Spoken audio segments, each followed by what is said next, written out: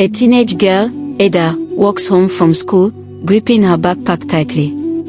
The bustling Lagos streets reflect her inner turmoil as the honking of buses, chatter of street vendors, and thrumming of the city pulse around her. Ada's pace quickens, but she feels trapped in her own thoughts. Her face is a mask of anxiety, with worry lines etched across her brow. The world around her seems to move on, unaware of the storm brewing inside her. Ada sits on her bed, staring at her math notebook. The open book rests in front of her, but her mind is far away. A text notification from her best friend, Tolu, lights up her phone. Ada glances at it, then immediately looks away. She's torn between reaching out for help and keeping her feelings buried. The room feels small and quiet, despite the noise of the outside world. The next morning, Ada walks into her classroom. She nervously glances at Mr. Johnson, her teacher, who stands near the front, eyeing her in a way that makes her stomach churn. He gives her a lingering look before turning back to the board.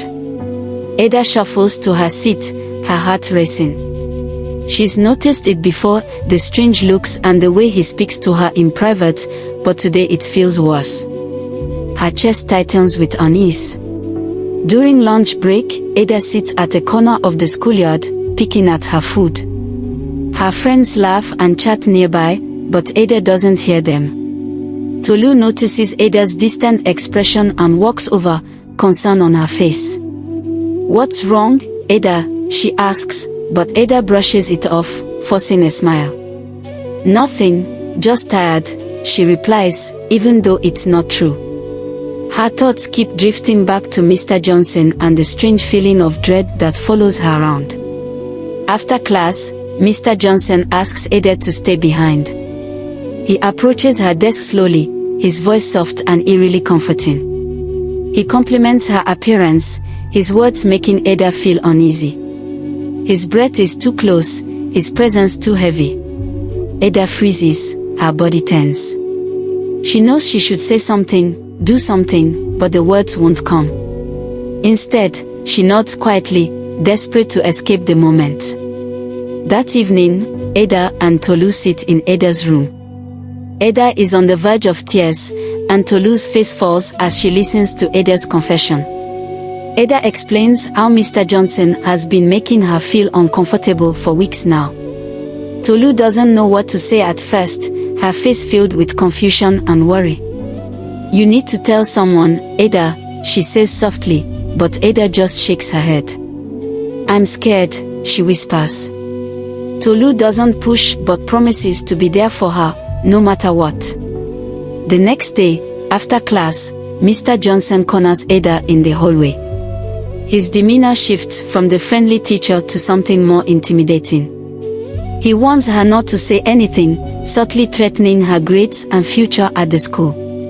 Ada's hands tremble, her heart thudding loudly in her chest. She nods again, unable to do anything else, feeling trapped between fear and silence. At home that night, Ada's mother is busy preparing dinner, moving around the kitchen with practiced ease. Ada sits at the dining table, staring at her hands, the weight of her secret pressing down on her. Her mother doesn't notice the distant, worried look on Ada's face. Ada longs to say something, to finally speak out, but the words are stuck in her throat. Ada spends hours in her room later that evening, searching online for advice. She finds countless articles, but nothing seems to answer her questions. Every post about harassment or reporting feels overwhelming. She feels more isolated with each click.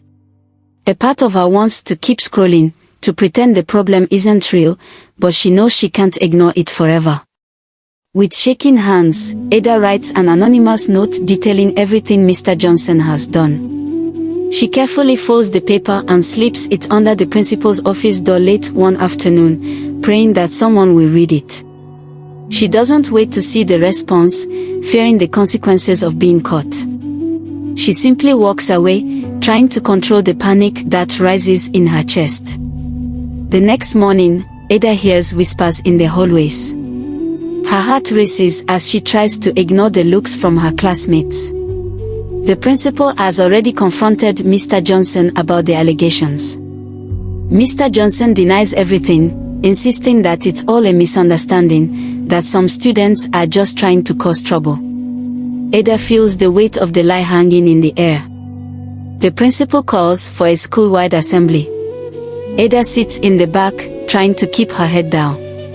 The principal speaks about the importance of reporting inappropriate behavior, encouraging students to use the school support system. Ada feels a small flicker of hope but also a deep sense of dread. What if no one believes her? What if they think she's lying? As the days pass, Ada becomes more withdrawn. She avoids eye contact with Mr. Johnson and stays silent during class discussions. Her grades begin to slip, and her friends notice her mood changing. Tolu approaches her one day after school, asking if she's okay. Ada shakes her head, feeling her fear grow as she thinks of the teacher's threats.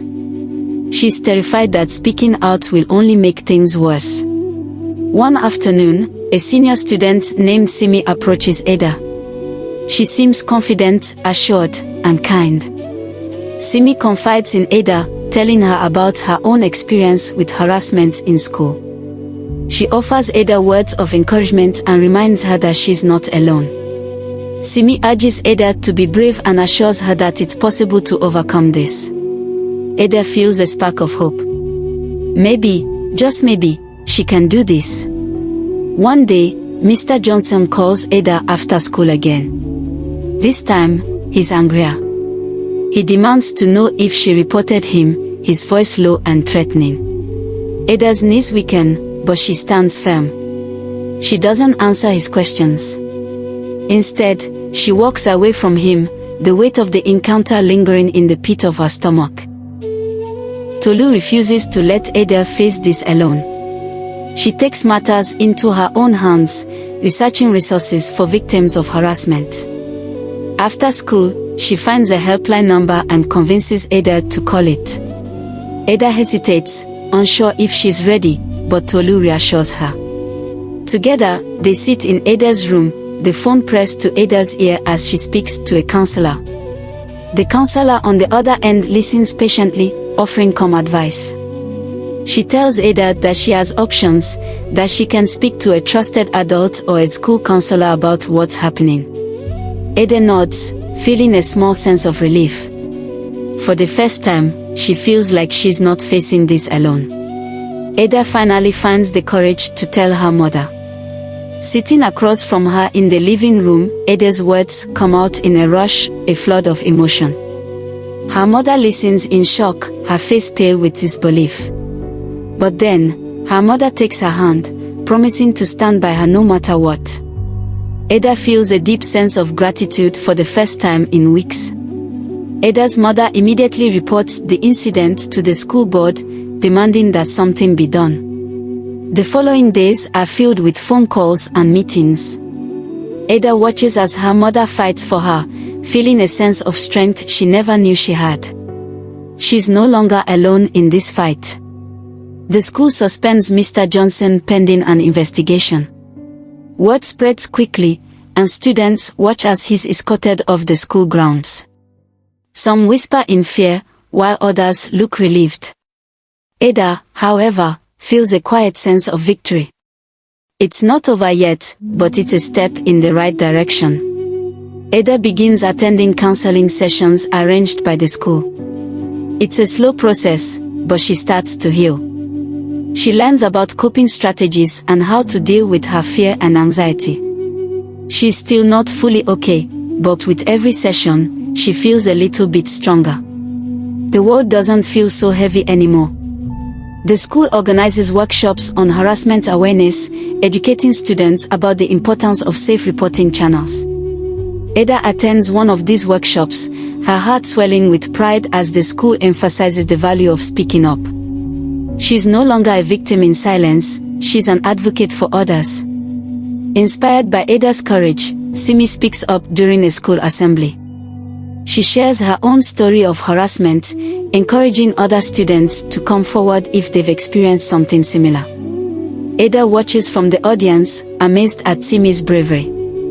For the first time, Ada feels like she's part of a community that understands. The school sets up a new student support center, a dedicated safe space for students to report issues confidentially. Ada visits the center, feeling a wave of relief. This is the kind of environment she wished existed when she first experienced the harassment.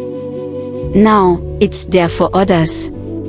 Ada's community rallies around her. Neighbors and family friends offer their support, letting Ada know that they've got her back. Ada's heart feels lighter as the people she cares about stand by her side. The burden of her secret is no longer hers alone to carry. Ada and Tolu sit together one afternoon, reflecting on everything they've been through. They talk about how much stronger they've both become. Ada smiles, her heart full of gratitude. She knows that the road ahead is still uncertain, but she feels ready to face whatever comes.